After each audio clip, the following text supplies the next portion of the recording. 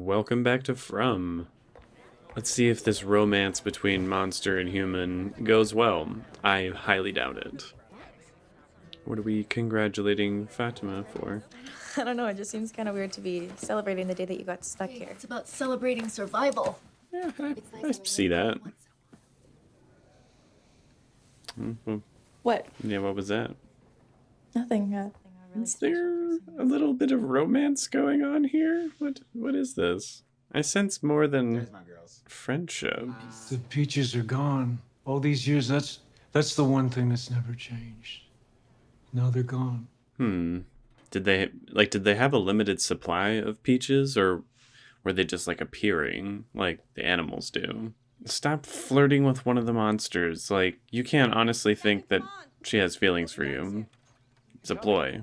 Oh dear, that's gonna end so badly. The future's not ours to see. So much magic in all the marvelous places she had been. What's the deal with him in that bag? What's going on with it? I say you could come in. My mom wants us to Still get being a douche, I see. I was reading this. There's no other paper here. That doesn't mean you start drawing in my fucking book. I think there's some things we need to talk about in private. I would love that. All right, come by in the morning. Let's get the answers. Pretty sure you violated about a dozen child labor laws by having them dig in the basement all day. No, he was having fun. That's a good point. He just wanted to help.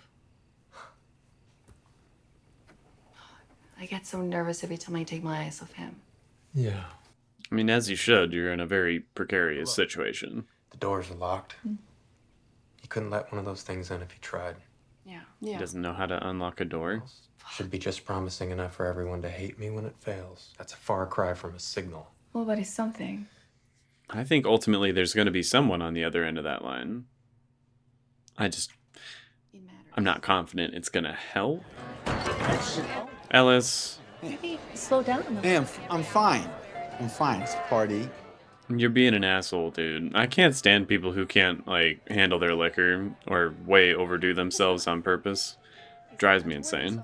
For her kindness, for her strength, for her wisdom. And for her weed. Oh, this is kind of sweet. You've made this big old drafty box feel a little bit more like home. Oh, This is so beautiful. a dream catcher. May it catch all the bad dreams. I agree with Jim. Donna may be but she's got her moments where she's pretty damn cool. Happy anniversary, gorgeous. Thank you. Oh, I thought she was with Ellis. Are they in like an open relationship? What was that? That was a little surprising. This yours? I'm not talking about the shirt. I'm talking about the blood. There's another item in the bag. Do you want to maybe explain the blood first? We've never really discussed who he used to be. There was this young boy. After Mass, I found him lingering outside the rectory. I could see he didn't want to go. And I sent him on his way. And I stepped in the room, and there he was, just laying there, broken, Wow, that's in his pocket. a lot. Next thing I knew, I was on top of him, And I hope you killed that fucking bastard. smashing his face as hard as I could, begging for help, and all I could do was give him a candy bar. It's not your fault, Moon. You can't control the actions of his parents. I got back in the car and I drove, and 2 hours later I was here. Jesus. Because I have Sarah tied up in the basement of the church. Look, I've always known that there's a reason we're here, that there's a path. That girl may be the way we all go home. Keep talking. It's a little tense, but I mean, it's good. We're using our words here. We're figuring this out as best we can. Will you stop, sir? Jasmine. Her name's not Jasmine. It's Freaky Magoo. Like, she's not a real person. Why won't you let me in? Because we know who you are, what you do. Absolutely not. That you're disgusted by me. No. I am afraid and disgusted by you. Get away. Goodbye, Kevin. Wait, Bye. wait. Promise. It'll just be you. No one else can get in. Not once we shut the window. Please, please do not. Oh my gosh. Oh, this is gonna go so horribly. For Christ's sake, man, enough. Let them talk. It's not a pocket universe. It's not whatever the fuck you think it is, and nobody... Have another drink. Jesus! Hey. What are you gonna do about it? Huh? I'm gonna fuck you up. Like, I would, I would not be able to stand there and just chill. You deserved it. Ugh. Goddamn animal. Like mother, like son. Okay, you did deserve that one. Oh no. Now close the window. Quick. Just the two of us. Just the two of us. I'm so nervous. Kiss me. Just gonna take your whole face off. I'm freaking out. I'm freaking out. I'm so nervous. My heart is racing. No.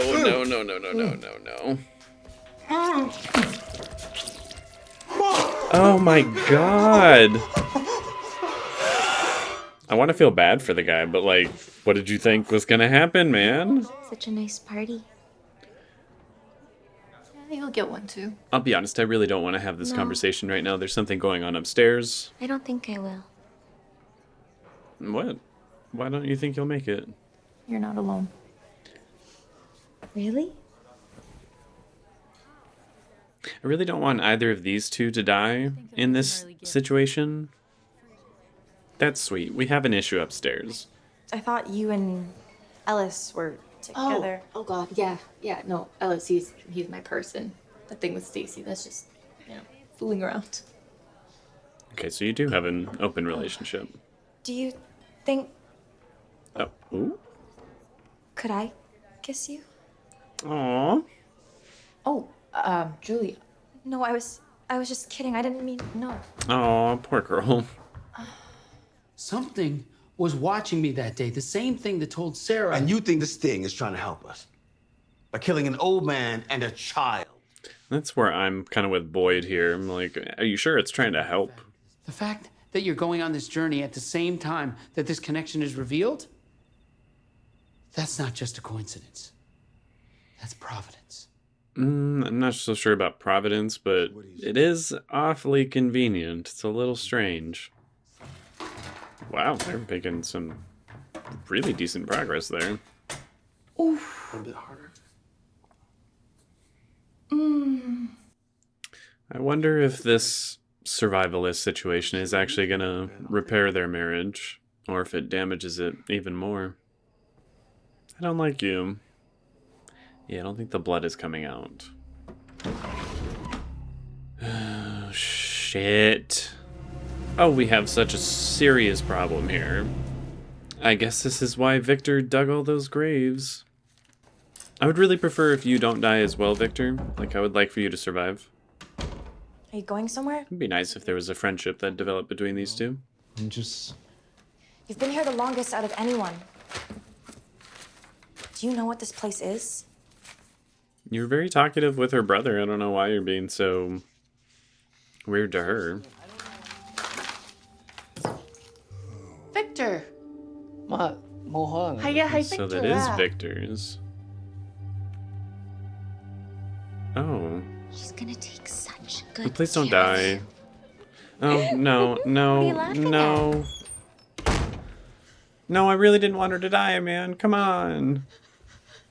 Hi, Trudy. Scream. At least scream and give everyone a warning. We know all your names. No. I'm just saying. Oh, this episode's making me sick, dude. Like, I'm so unbelievably uncomfortable. I liked her. What the? Wouldn't you look up, dumbass? That is an ungodly, creepy smile. Kudos to that actor. Have you seen Ellis? Ellis is gonna have to take care of himself. It's time to go. Go where? Where are we going? out the window, apparently. Hello? I know it's scary, but we gotta get a grip, and it's time to move. Follow protocol. Find your buddy. Get into the van. Come on. It's a good thing that they have a protocol for this. Get in the van. So they do still have a working vehicle. That's something I actually did not know. Fuck it, follow the kid in the white. Crazy, those things live in there. They'll kill him. Boyd is gonna fucking lose it if his son dies. Why does that guy remind me of, what's his name? Oh, I cannot remember his name. Ian something, maybe? The redheaded guy who's in the new Star Wars game and was in Shameless. Now's really not the time to get, like, sentimental. Oh, he thought it was Fatima. Let's get moving. Let's get moving. Out the window. There you go. Do what you gotta do. Let's go. Ow. We need to run. Time to go. They're approaching. You can't go. You should go. Just shut the fuck up and deal with the pain later. We gotta move. Let that adrenaline kick in. I have an idea. Come on. You going back in? Oh, that's potentially very smart. Quick thinking. Well done, Fatima. Fury, to get inside. I don't know if that's a great idea. You have to find your brother. You have to warn him. You have to tell him. It's I don't know what you're... Took her there? Well, it's lucky that it didn't, like, drop her, like, a mile into the air or something. It said you never know where it's gonna pop you out. Keep going. Let's go. They're just walking. It's fine. We have time. Let's move. Father. No. No! No, come here. Jesus, that scared me. It was just your face. You'll be okay, right? Give me something to stop the bleeding. Okay, please, no. It's okay. Okay, that was your neck. My path. Hurry up! Why is this making me sad? I never had, like, a super firm attachment to him or anything. Who trespass against us, and lead us not into temptation, but deliver us from evil. Oh, fuck, dude. These monsters are insanely sadistic, very, very manipulative. Like, I fell for that when I heard, father just behind him. Like, oh, man. Okay, that was a really, really intense episode. Jesus. Well, that was a roller coaster of an episode.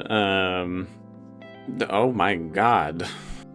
I said early on I shouldn't get attached to characters, and here I am getting attached to characters and being very upset that they are getting just brutally killed, too. It is... like, there's no such thing as, I don't know, even like in The Walking Dead or something, where it's like, oh, someone got shot. It's so sad. Here they're, like, just viciously ripped apart in the most horrific ways. Like, it is so awful. It is really awful. But let's start breaking it down here. We have Father Khatri telling Boyd about his backstory and Sarah and the voices and everything. And I will say his backstory was very, very sad.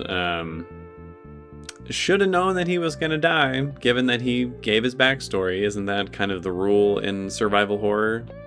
Same thing with Trudy. Her saying, I don't think I'm going to make it to that next party. I don't know if she meant like, oh, I don't think anyone's going to be throwing a party for me, or I don't know if I'm going to survive for that long. But the hints were all there, and she got a very brutal, undeserving death. Like, that made me quite upset. I think that death got me even more than Father Khatri, because I liked Trudy. She was just a sweet, ditzy, fun person. Like, she didn't deserve that shit, man. But back to Father Khatri.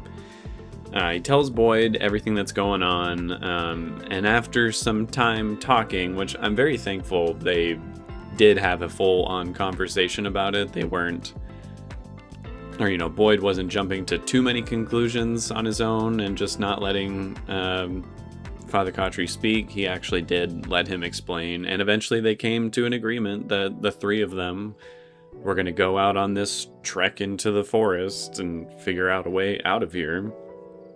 I don't know how that's supposed to work, but they were going to try. Now it's looking like it's just going to be Boyd and Sarah. We got a little bit of Jim and Tabitha where he's figuring out how he's going to build this radio tower to extend that signal far out, which, again, I'm unconvinced it's going to help, but could potentially lead to some interesting developments. Or maybe even some setbacks. I could see it potentially going very wrong. But maybe I'm wrong. Maybe when they get the radio fixed, they'll actually reach the outside world and, I don't know, somehow start to work towards getting out of there. It's a possibility. I don't believe that's how it's going to go. It's a possibility. And they're making a lot of progress, digging the hole in their basement, which also makes me nervous. I don't know what they're going to find at the bottom of the hole. I doubt we would be spending this much time on it if there's just nothing down there. So I'm a little scared, but we'll see what happens.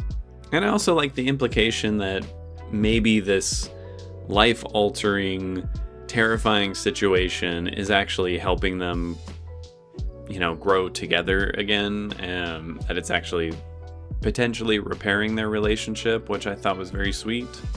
Again, I feel like if either of their kids die, the exact opposite is going to happen. But so far, the kids are surviving. It was a close call in this episode. I was very nervous for Julie there for a minute, but it looks like she's going to make it. There was also like a small little tidbit with Jade finding that picture of Victor in the background. I don't know who the person in front of him was, but it does mean there's some sort of connection between Victor and this notebook and the symbol, which I kind of figured, but wasn't sure how or in what way, and I still am not sure. But I know there is some kind of connection there, which is very interesting. Most of the episodes seem to take place at the Colony House, though, with that whole fiasco going on. What turned from just a nice, sweet party for Fatima, which I do kind of like that they have a, yearly celebration of when someone has been there, again, to celebrate them surviving that whole time and what they've brought to the community. I think that's a really nice, sweet gesture. But then that fucking idiot lets one of the monsters in. I can't believe he fell for that shit, dude. I mean, again, it seemed like he was perhaps a bit troubled, because he was saying, I can't talk to anyone here. You're the only one I can speak to. Had a very outsider kind of vibe to him, but, like, come on, dude. His death was equally as brutal, getting his tongue ripped out, and then eviscerated afterwards without being able to scream or speak or anything. I'm almost a little mad about Trudy's death as well, just because you would think living in this environment, you would know exactly what everyone looks like. Like, it's a very small community, and in Colony House in particular, you see these people every single day, all the time. So I'm a little frustrated that she looked at this monster, who was clearly not one of them, and just walked right up to her like, what's wrong? What's going on? Like, girl. Her death was so brutal as well, too. And they went straight for her mouth as well to make sure that she couldn't scream. So it's clear the monsters have a very, very high level of intelligence, as evidenced by everything we've seen, including everything in this episode. I was happy to see that they did have a contingency plan for if something like this ever happened. Didn't realize there were any working vehicles in the town, like perhaps that is the only one. And it was very sad to see that Father Cautry, fell for yet another manipulation of these monsters and got his throat slashed. And really tragic to hear him say, like, no, this is not how my story ends. This is not how my path was supposed to go. And then he dies. Like, to me, that was almost a very nihilistic kind of message about faith in God. Again, that could just be my own personal opinions kind of coloring my opinion of that situation. Maybe God is real, did send him on this path, and his path was simply to convince Boyd that he needed to listen to Sarah and go on this trek with her. And that was all he was meant to do. And he was meant to die right here. Again, I don't believe that. And I feel like the show, given the nature of his death and the things he was saying as he died, to me it almost seemed more like, no, his faith got him nowhere. It was for nothing. He just happened to die in this situation because he fell for one of their manipulations. Victor's also such an interesting character so far because it's clear he knows more about what's going on than anyone else does, but it's really unclear as to what he knows, or at least thinks he knows. Like, it seems like he knew Julie would be safe if she went into the faraway tree. And she was. It teleported her to a safe location, and she survived the night. But he also specifically stated that you just never know where it's going to throw you if you go into one of these things, so it's really dangerous for people to do it. But he also knew that this night was going to happen, dug all the graves, and as soon as it started happening, he's telling Julie, like, oh, it's beginning. You need to make sure you tell your brother that this is all starting now. Like, what is his deal? What is his deal? A couple little side notes. Fatima is fucking awesome. Her quick thinking to use, like, the what is it called? The foyer? To like shut the doors on both sides and use the talisman to keep them safe in there. Super smart. And I appreciate that she admitted, like, I did not know that was going to work, but I was just hoping it would. Father Cautry's backstory was incredibly sad and made me really feel for his character.